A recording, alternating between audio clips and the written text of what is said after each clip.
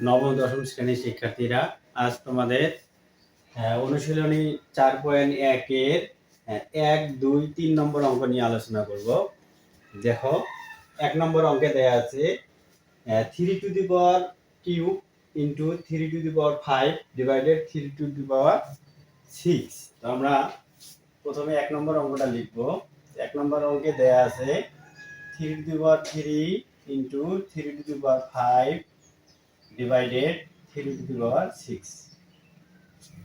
তো আমরা প্রথমে কাজ করব লব নিয়ে। দেখো, লবে বেস আছে 3 বেস বা ভিত্তি আছে 3। তো যদি ভিত্তি একই থাকে তাহলে যতগুলো ভিত্তি থাকুক সব ভিত্তি মিলে একটা ভিত্তি কমন নেওয়া যায়। তো দেখো, এখানে ভিত্তি আছে 2টা ভিত্তি 3।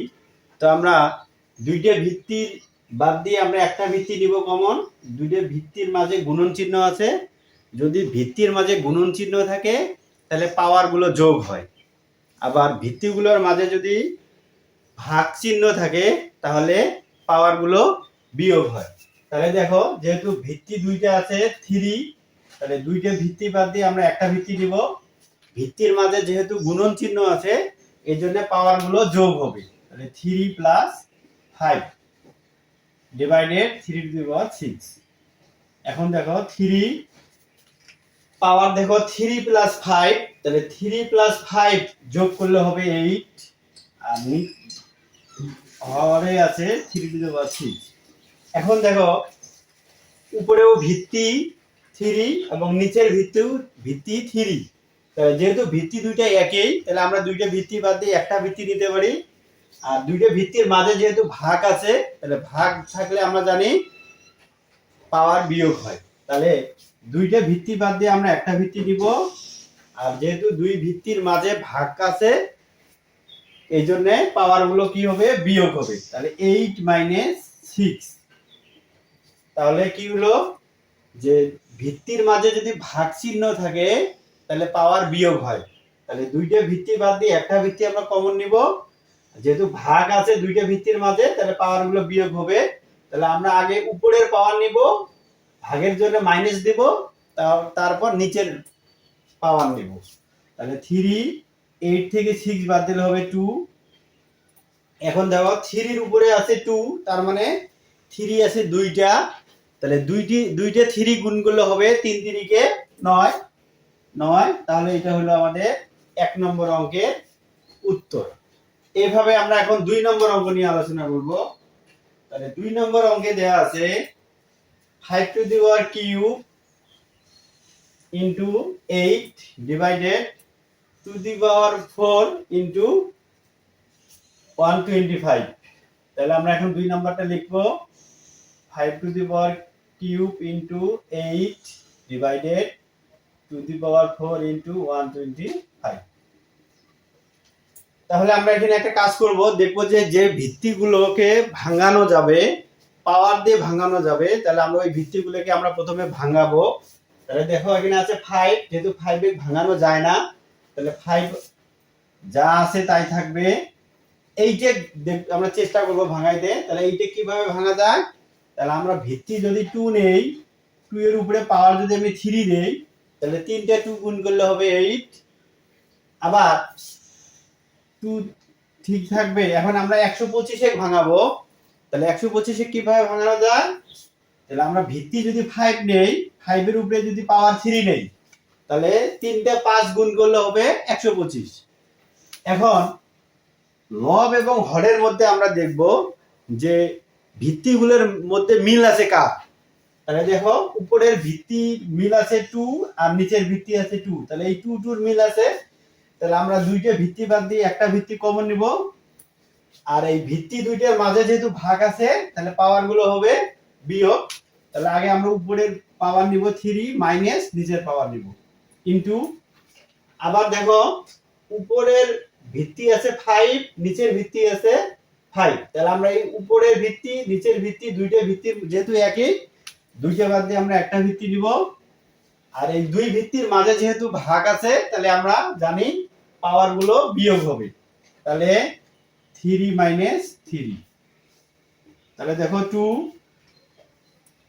4 থেকে 3 বাদ দিলে হবে 1, 4 যেহেতু বড় তাহলে -1 হবে, ইনটু 3 থেকে 3 বাদ দিলে 0 হবে।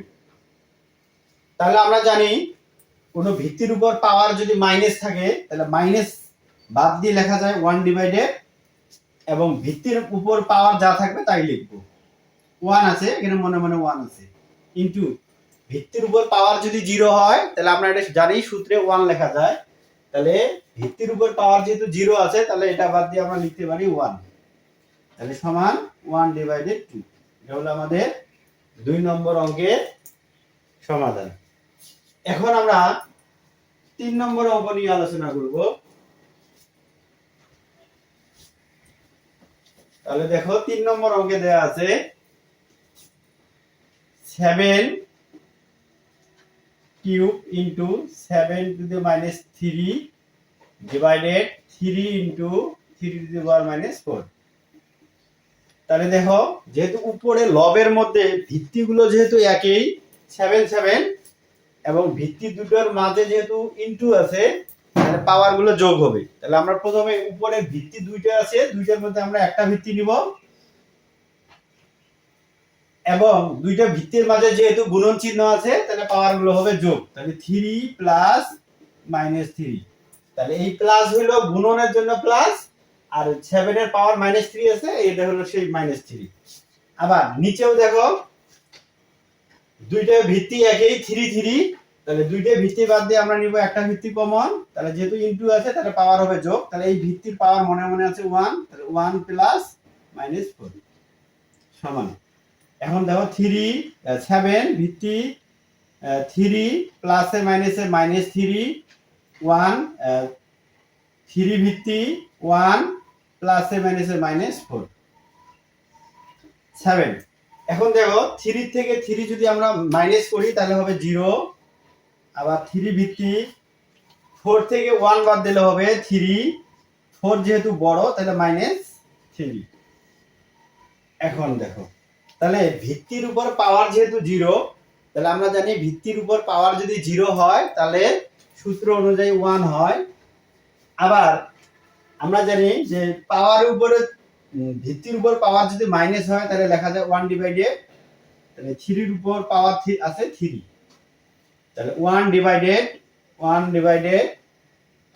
3 এর উপরে 3 আছে, তার মানে তিনটে 3 আছে, তাহলে তিনটে 3 গুণ করলে হবে 27 27। তাহলে এখন আমরা ভাগ উল্টে গুণন করব, 1 ইনটু 27 যাবে উপরে আর নিচে আসবে 1 সমান সমান 27। তাহলে এটা হলো আমাদের 3 নম্বর অঙ্কের উত্তর। তাহলে আজ এই পর্যন্তই, সবাই ভালো থাকবা, ধন্যবাদ।